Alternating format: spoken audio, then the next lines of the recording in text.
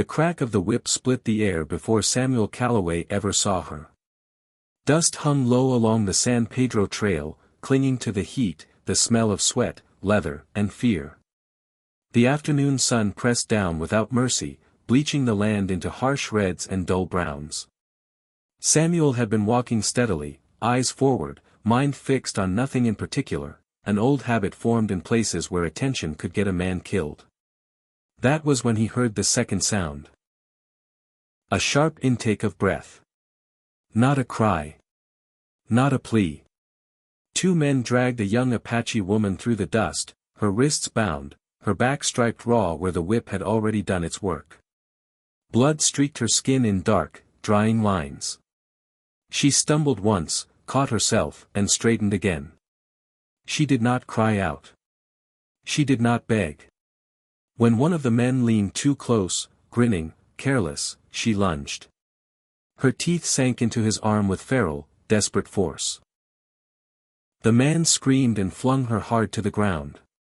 She struck the earth with a dull sound, the breath knocked from her lungs. He staggered back, swearing, clutching his bleeding arm. His other hand reached for a stick lying half buried in the dirt. That was when Samuel stopped. He had walked past worse things since the war ended. Burned cabins. Broken men. Women who would not meet his eyes. Silences that screamed louder than gunfire. He had learned how to keep moving, how to look away and survive. But as the stick rose, and the woman lifted her face, bloody, defiant, unbroken, Samuel stepped between them.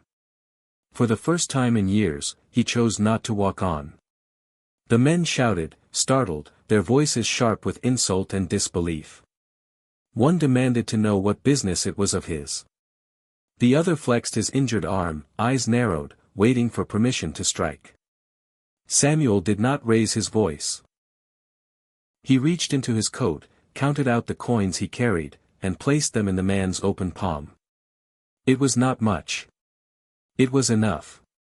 The exchange ended the way such things always did, too quickly, too quietly. The men mounted their horses and rode off, throwing curses over their shoulders as if words might stitch their pride back together. Dust swallowed them whole. The trail went still again. Samuel crouched and cut the knots at the woman's wrists. She did not thank him. She did not move right away. When the rope fell free, she flexed her hands slowly, testing pain, testing blood. Then she looked up at him. "You should have kept me tied," she said. Her English was careful, worn thin by use. The other one only lost his arm because he didn't. Samuel paused, knife still in his hand. "You're free," he said at last. "You can go." He stood and turned away, already stepping toward his horse. It was the cleanest ending he knew how to make. Footsteps followed him. Not hurried. Not cautious. Simply there. Samuel stopped and looked back.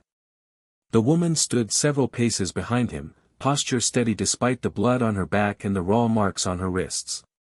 She had not come closer, but she had not gone the other way either. "I need rest," she said. "And I don't have a place to go. No promises. No gratitude. Just fact." Samuel studied her, weighing the distance between what he had done and what he was about to do. "You don't have to come with me," he said. "I won't stop you if you leave." "I know." The wind moved through the scrub grass between them. "Do you trust me?" he asked. The question surprised them both. "No," she answered immediately. Samuel let out a breath that was almost a laugh. "Then why follow me?" She studied him again, more carefully this time. "Because I'm not afraid of you." The words landed harder than any accusation. Red Mesa Crossing lay a half-day's ride south, a scatter of low buildings crouched against the land as if bracing for judgment. The war was over by then, 1816 by some reckonings, but it had not truly ended here. The law had a badge and a name, but little reach. Men came west carrying rifles, scars, and reasons they did not speak aloud. Those who stayed learned what could be seen, and what was safer left unseen. Calloway Homestead stood alone near a shallow draw, its corral leaning but sound, its forge blackened by years of steady use. Samuel had built most of it himself, board by board, after the army had no more use for him. He was broad-shouldered, mid-30s, hands shaped by iron and reins. A pale, twisted scar marked the right side of his neck, hidden most days beneath his collar. He spoke little in town, bought what he needed, and left before dusk. People knew him as steady, capable, distant. They did not know where he had served. Only that he had come back quieter than most. The woman, Ayanna, he would later learn, did not look at the world the way Samuel did, even bound. She moved with balance low and deliberate, measuring ground and distance with each step. Her hair hung loose and tangled, dark against skin dusted red by the land itself. When she met Samuel's gaze, there was no plea in it. Only calculation. He had seen fear. He had seen hatred. What he had not seen in years was this, stillness born of having nothing left to bargain with. The first days passed without names. Samuel showed her the pump, the corral gate that stuck, the place along the draw where water sometimes gathered after rain. He did not tell her what to do. He simply worked, and let her decide where she fit. She watched everything. The way he checked the fence before dawn.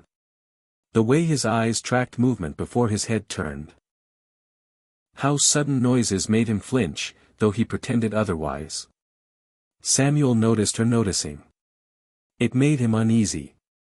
On the third morning, he woke to movement outside. She was rinsing blood from her shirt at the trough, her wounds worse than he had thought. Thin, angry lines swollen beneath her careful hands. "I can help," he said. She shook her head. "I know." It was not refusal. Just fact. Later, she took a shovel and began clearing stones near the north fence. Samuel watched until irritation and concern tangled beyond patience. When he finally took the other end of the shovel, she paused. "I didn't tell you to," she said. "I know." She stepped aside. They worked in silence. Dirt fell away. Stones piled up. The fence straightened by degrees. At dusk, he set a bowl of food on the table and stepped back. When she finished eating, she wiped her hands. "My name is Ayanna," she said. "Samuel." She tested the sound once. "Samuel." The days settled into a rhythm that did not announce itself. She gathered herbs along the draw. Treated a cut on his forearm without asking. At night, they sat near the fire, iron ringing against iron, sparks jumping and dying. Samuel found himself listening to her breathing, steady, unafraid. Sometimes he woke from old dreams, heart racing, but he stayed where he was. She was not trapped. She had chosen to stay. That mattered. One night, when a log collapsed inward, Ayanna flinched hard enough to drop her knife. She picked it up herself. "It passes," she said. Samuel believed her. Later, as stars spread cold and bright above the homestead, he spoke of the war, not battles, not names. Just the weight of orders given and followed. "I thought if I kept my hands busy," he said, staring into the fire, "I wouldn't have to remember what they did." "Did it work?" she asked. "No." She nodded. "Then maybe this is different." Edgar Hole arrived just past midday, riding a rangy horse with a mean eye. Samuel heard him before he saw him. Edgar's gaze slid past Samuel and landed on Ayanna. "Well now," he drawled. "Didn't know you were running that kind of outfit." "She's not for trade," Samuel said. Edgar laughed, and reached anyway. Samuel crossed the yard in 3 strides and drove his fist into Edgar's jaw. The man went down hard. "I said," Samuel growled, hauling him up, you leave. Edgar rode off bleeding, laughing through it.